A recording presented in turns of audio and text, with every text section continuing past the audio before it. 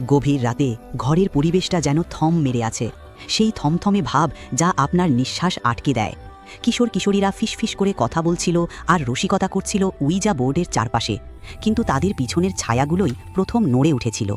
প্রশ্নগুলো শুরুতে নিরীহ ছিল, যতক্ষণ না প্ল্যানচেটটি নিজে থেকেই চলতে শুরু করল। অনলি ওয়ান, সেই বার্তাটি মুহূর্তের মধ্যে ঘরের মধ্যে হিম শীতল আতঙ্ক ছড়িয়ে দিল।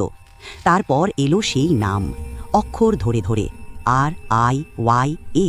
ঘরের মধ্যে একমাত্র সেই মেয়েটি যে তার পুরো নাম শুনতে ভীষণ অপছন্দ করত। রিয়ার মুখের রক্ত সরে গেল, আর সেই ভয় অন্যদের মধ্যেও জেঁকে বসল। সে সরে দাঁড়ালো, তার উপর চেপে আসা এই উত্তেজনা থেকে যেন পালাতে চাইল। তার পিছনে বন্ধুরা স্নায়ুবিক হাসিতে ফেটে পড়ল, যেন কিছুই হয়নি এমন ভান করে, যেন তারা কাঁপছে না এমন ভান করে। কিন্তু বোর্ড খোলা রইল, আর সেই ফাঁকা ঘরে প্ল্যানচেটটি নড়ে উঠল, যেন এখনও কিছু সেখানে উপস্থিত আছে। তারপরই শুরু হলো অদ্ভুত সব ঘটনা। রিয়ার কণ্ঠস্বর পাল্টে গেল, সে এমন সব ভাষায় কথা বলতে শুরু করলো যা সে কোনো দিনই শেখেনি।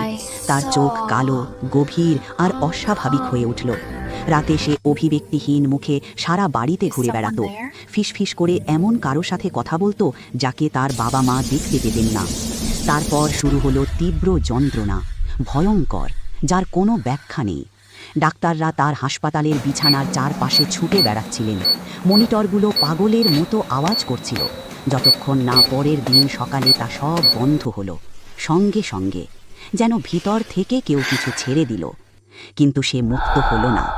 এখন যখন রিয়া একা বসে থাকে, অদ্ভুত হাত তার কবজির চারপাশে শক্ত করে চেপে বসে, তার গলা, তার শ্বাস কেড়ে নেয়। সে জানে সে ভুল দেখছে না, সে জানে সে একা নয়, কারণ সেই রাতে তারা যে আত্মার সঙ্গে যোগাযোগ করেছিল তাকে কখনোই বিদায় জানানো হয়নি।